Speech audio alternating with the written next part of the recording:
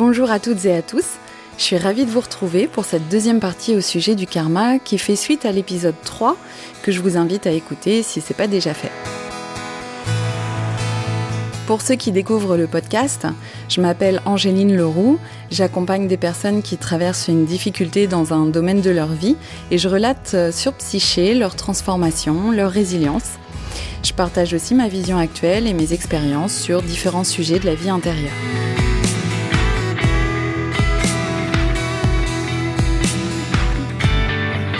Aujourd'hui, je vais vous raconter encore des péripéties que je trouve étonnantes et que je ne m'explique pas rationnellement.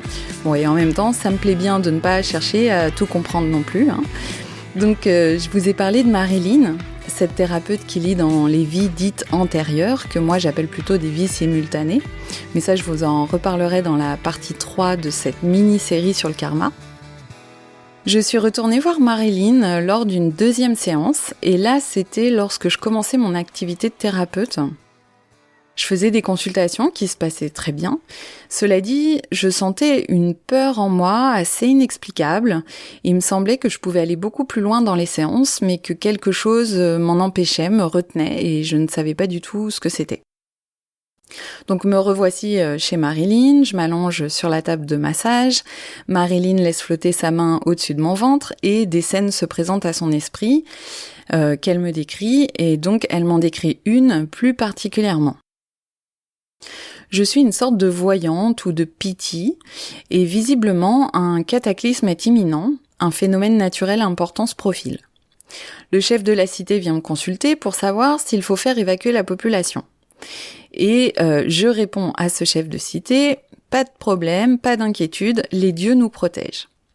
Sur cette phrase, le chef de cité ne prévient pas son peuple de la catastrophe qui arrive, et malheureusement, pratiquement tout le monde périt dans ce cataclysme. Marilyn voit un volcan qui s'est réveillé brutalement et qui a pris tout le monde au dépourvu, à part certaines personnes qui étaient parties avant la catastrophe.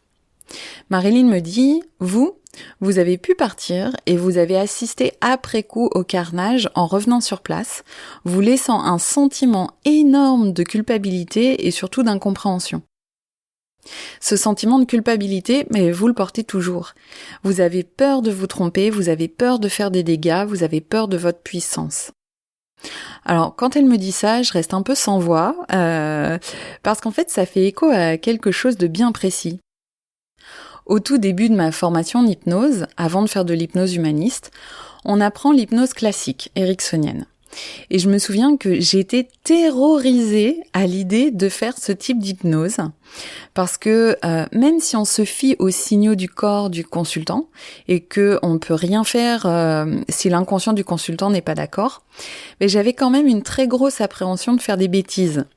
Et dans cette hypnose, on mène la danse quand même, on prend l'autre par la main et on l'emmène quelque part. Et ça me posait un gros problème. Je me disais, mais si je l'emmène là où il n'a pas envie d'aller, ou comment est-ce que je vais savoir ce dont il a besoin ? Donc je me posais tout un tas de questions. Après voilà, avec la pratique, j'ai quand même pris confiance en moi. Cela dit, j'étais 1000 fois plus à l'aise en hypnose humaniste parce que la personne est beaucoup plus active dans le processus, elle est en pleine conscience et c'est plutôt une danse à deux qu'une danse où l'un prend la main de l'autre. En hypnose humaniste, je dirais qu'on avance ensemble main dans la main, c'est même la personne qui conduit et moi qui lui propose des chemins possibles. Pour en revenir à mon histoire, avec Marilyn, on a évoqué d'autres scènes, mais voilà, j'en suis restée là.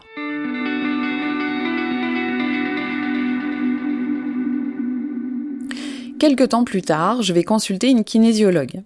Là, c'était un moment où j'apprenais moi-même la kinésiologie et j'aime toujours bien recevoir les techniques avant de les apprendre. Donc, lors de cette séance, elle me parle de pardon. Elle me dit que c'est lié à du karmique, elle me parle d'une catastrophe dont je me sens toujours responsable, elle me parle de Pompéi. Bon, alors tout de suite, je repense à ce que Marilyn m'avait raconté, évidemment, le volcan qui se réveille, tout le monde qui périt, tout ça. Donc, avec la kinésiologue, on travaille là-dessus, mais à un certain niveau, je ressens qu'il me manque une information pour pouvoir me pardonner. D'autant plus que cette idée de se pardonner à soi-même, ça me parle pas du tout. Et la seule chose que je vois à ce moment-là, c'est que j'ai fait une énorme boulette et que c'est moi la responsable et je porte ça comme un fardeau. Bien plus tard, aimant expérimenter un tas de choses, je décide de faire un stage en immersion avec Franck Lobvé. Ça dure 5 jours, on est un bon groupe, les après-midi se succèdent et ne se ressemblent pas, c'est très enrichissant. Et à cette époque-là, j'ai pas encore conscience de ce que finalement je suis venue apprendre pendant ce stage, mais ça je le saurai plus tard. Un après-midi, Franck fait le tour de chaque personne présente et donne à chacun des informations. Sauf moi. Donc il passe d'une personne à l'autre, mais moi, il me zappe. Bon. Suite à quoi, il dit, on fait une pause, on reprend dans un quart d'heure. Donc là, tout le monde sort de la salle, et moi, je reste assise, un peu déçue, un peu confuse. Franck me voit, il me fait signe de s'approcher de lui, il me prend dans ses bras. Et dans mon oreille, il me dit « Il va y avoir une catastrophe. Le chef de la cité vient te voir pour savoir quoi faire. Et toi, tu lui dis « Le ciel nous protège. » Sauf que tout le monde meurt. Et là, je m'effondre en larmes dans les bras de Franck, je suis bouleversée, je suis complètement surprise qu'il perçoive cette histoire et en même temps, je suis dans une sorte d'incompréhension parce que je sais pas quoi en faire. Je sors donc de cette immersion avec Franck un peu troublée, mais n'ayant toujours pas résolu cette fameuse histoire de culpabilité. Tout devient clair lorsque je fais pendant 1 an le cursus avec Grégory Mutombo. Donc Grégory nous parle de différentes notions et on alterne entre théorie et pratique. Un jour, il nous propose une pratique avec une personne tirée au sort. Je suis donc avec Odile et je ne sais plus trop comment. J'en viens à lui raconter l'histoire de la catastrophe, de ma culpabilité, etc. Sans savoir bien sûr que ce que je suis en train de lui raconter va l'impacter elle-même plus tard. De mon côté, c'est seulement bien après le cursus avec Grégory que j'ai un tilt. En fait, je comprends la notion de responsabilité et de pouvoir personnel. Je vois finalement que dans cette histoire, le peuple donne son pouvoir au chef de la cité, le chef de la cité donne son pouvoir à la voyante, et la voyante donne son pouvoir à Dieu. En somme, personne ne prend sa responsabilité. Le jour où j'ai cette prise de conscience, ma culpabilité s'envole comme par magie. Je n'avais pas vu en fait que la voyante n'était pas la seule responsable dans l'histoire. C'est pas parce que le chef de la cité dit à la population de ne pas s'en faire qu'on ne peut pas par ailleurs décider de quitter les lieux par mesure de précaution par exemple. Et puis ce n'est pas parce que la voyante dit au chef de la cité que les dieux les protègent qu'il ne faut pas pour autant prévenir la population d'un danger imminent.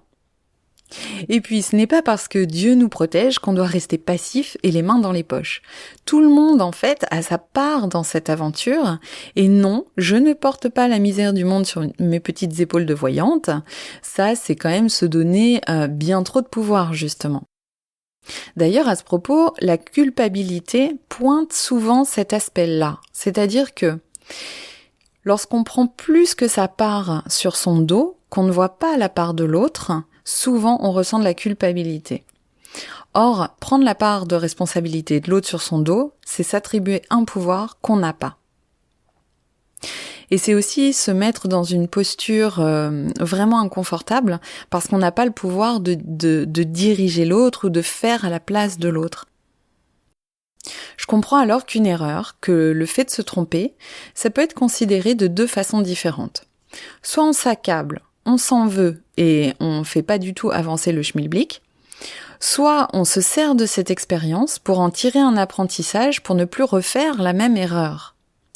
Exactement comme un enfant qui prend le biscuit dans ses petites mains, au début il l'écrase parce qu'il n'a pas encore la maîtrise, mais c'est le fait d'écraser le biscuit qui lui permet de prendre peu à peu conscience de la force qu'il faut pour le tenir adroitement. C'est ainsi qu'un processus d'apprentissage se fait. Ça se fait toujours par essai et erreur. Alors évidemment, ce que je vous dis là, c'est une évidence.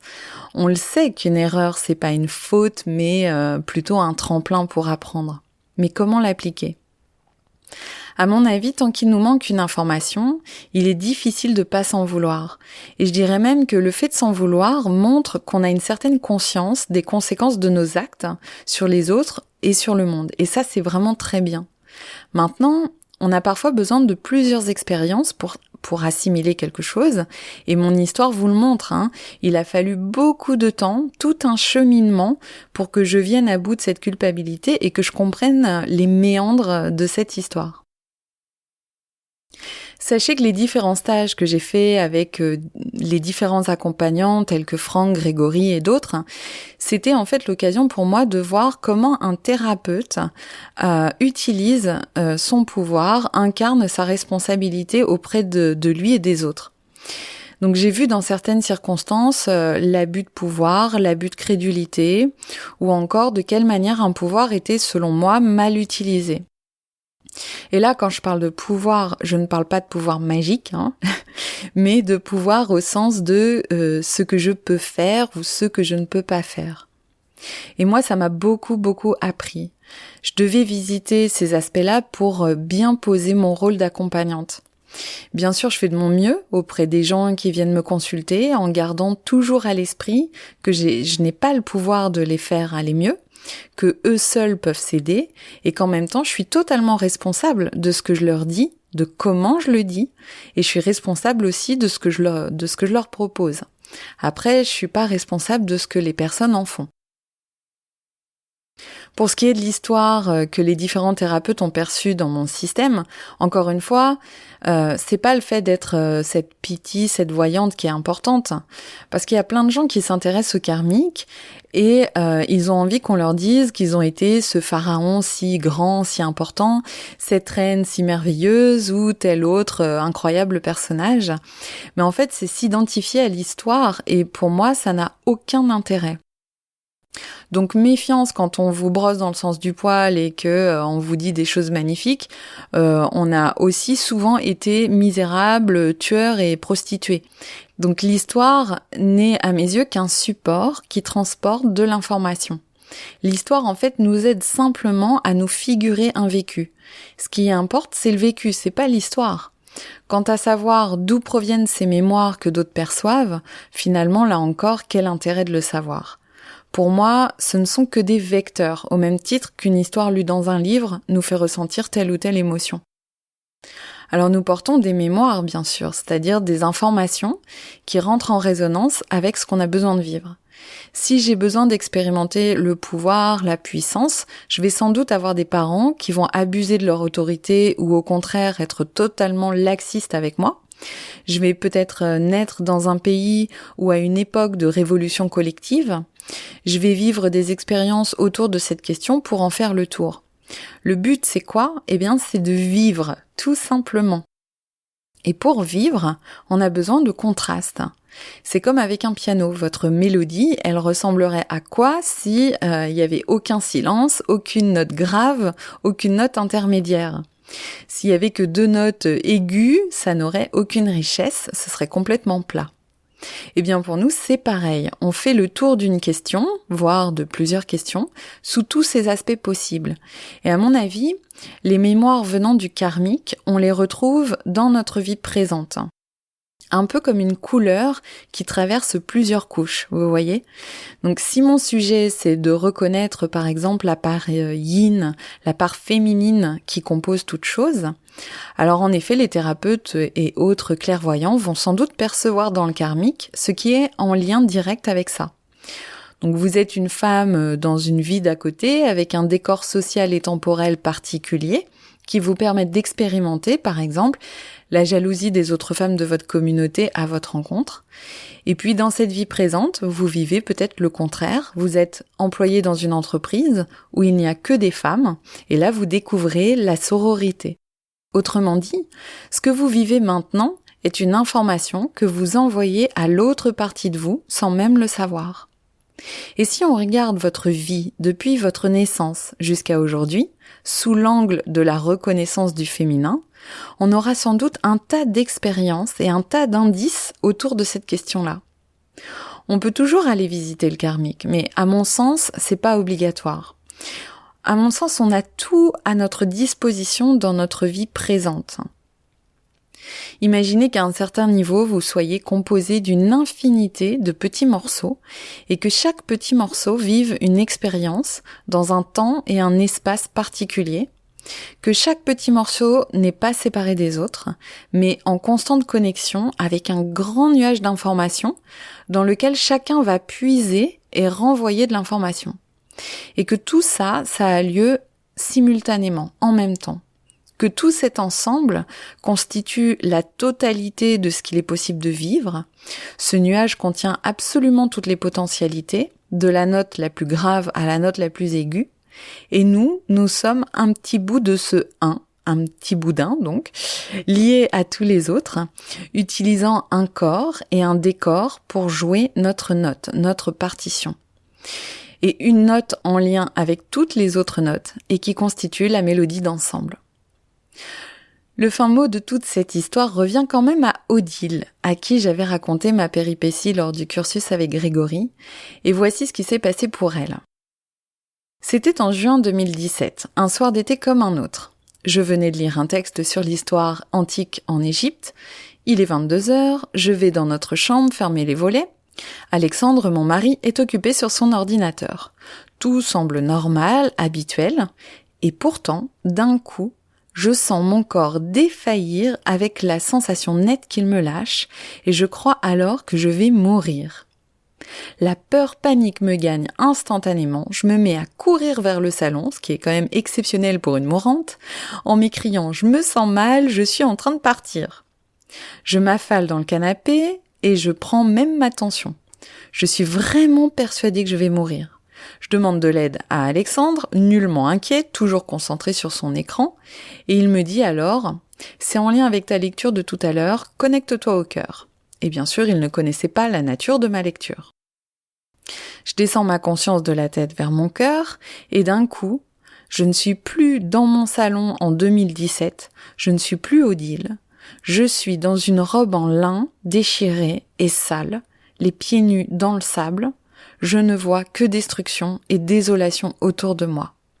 Je sens une colère monter, une colère immense contre celle, prêtresse ou Piti, qui n'avait pas pris ses responsabilités.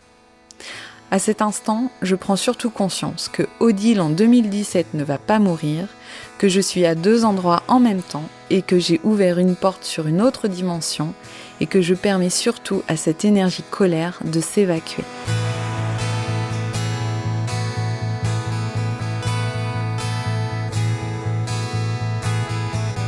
Si cet épisode fait écho à une histoire que vous avez vécue, je vous invite à m'en faire part sur la page Facebook de Psyché, sur la chaîne YouTube, sur Podcastix ou sur mon compte Instagram.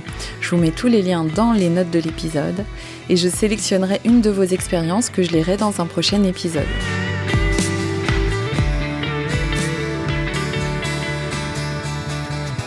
Je vous dis à très bientôt pour la 3e partie consacrée au karma.